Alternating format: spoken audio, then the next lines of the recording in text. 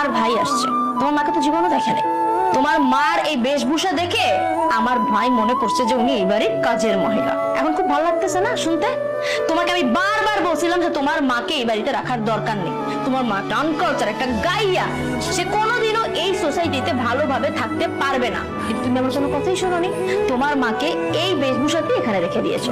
এখন আমার ভাই কাজের মহিলা মনে করছে, ওর দোষ কোথায় এখানে? তোর ভাই আমার মাকে কাজের মহিলা বলছে, আর তুই সেটা নীরবে হজম করে নিলি। তুই সেটা প্রতিবাদ করবি না? তুই বলবি না যে এটা আমার শাশুড়ি? তুমি কি করবো? আমার দোষ কোথায়? আমার ভাইয়ের দোষ কোথায়? তোমার মাকে তো আমি বলছিলাম যে একটু পরিপাটি হয়ে থাকেন, কিন্তু না, সে তো ওভাবে থাকবে না। সে সারাদিন খাবে, দাবে, ঘুমাবে, এটা করবে, ওটা করবে। এই জন্যই তো তোমার ছোট ভাইয়ের বউ লাথি মারা বের করে দিছিল। কারোর সাথে তো চলা যায় না সমাজে তোমার মাকে নিয়ে। এসে আমার ঘাড়ে উঠছে, আর এখন মানিজ্য নষ্ট করতেছে আত্মীয় স্বজনদের কাছে। ভাইয়া, আপু তো ঠিক কথা বলছে। আপনার মাকে তো দেখে কাজের মহিলাই মনে হয়। সে আপনার মা একটু মার্জিত, সুন্দর মতো চলাফেরা করবে, সুন্দরভাবে নিজেকে প্রেজেন্ট করবে। এরকম ভাবে থাকলে তো সবাই কাজের মহিলা বলবে। এই, একদম চুপ।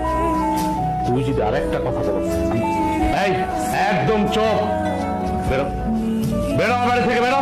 তাই তুমি আমার ভাইয়ের সাথে এরকম করছো কেন? তোর ভাইয়ের সাথে কি করবো? কি করবো তোর ভাইয়ের সাথে আমি? তোর ভাই আমার মাকে যা ইচ্ছা তাই বলবে, সেটা আমি নীরবে হজম করে নেবো মনে করছিস? কোনোদিনও না। আমি হজম করার মতো ছিলেন। তাই তুই বেরো আমার বাড়ি থেকে, বেরো, বেরো। আউল জানি তো টাকা।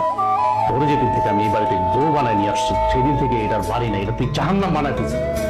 তুই আমার মায়ের যে অত্যাচার গুলো করছিস, আমি এতদিন মুখ বুঝে সহ্য করছি। কেন সহ্য করছিস জানো?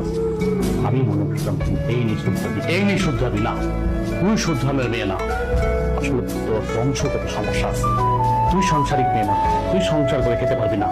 তো আমি তোর এই ফ্যামিলিতে, আমার এই বাসায় আমি আর এক মুহূর্তে দেখতে পাচ্ছি না। তুই এখন এই মুহূর্তে আমার বাড়ি থেকে বেরোবি। আমি তোর ডিভোর্স লেটারটা পাঠাই দেবো। বের হ আমার বাড়ি থেকে, বের হ। বাবা থাক না, এসব বাদ দে।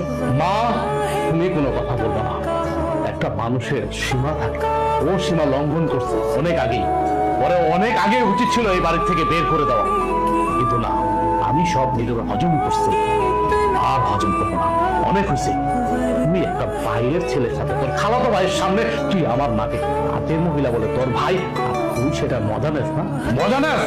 এই, আমি গরিব, আমি গ্রামের ছেলে, মানলাম। তোর বাবা আমাকে সহযোগিতা করছে, সহযোগিতা করে ভালো একটা চাকরি দিয়েছে। আমি তো এই জন্য তোর অনেক ভালো রাখছি। তুই বলতে পারবি তোর কোন দিক থেকে আমি অসম্মান করছি, কোন দিক থেকে আমি তোর কমতি রাখছি? তুই আমার মার সাথে এমন করছিস কেন? এমন করছিস কেন?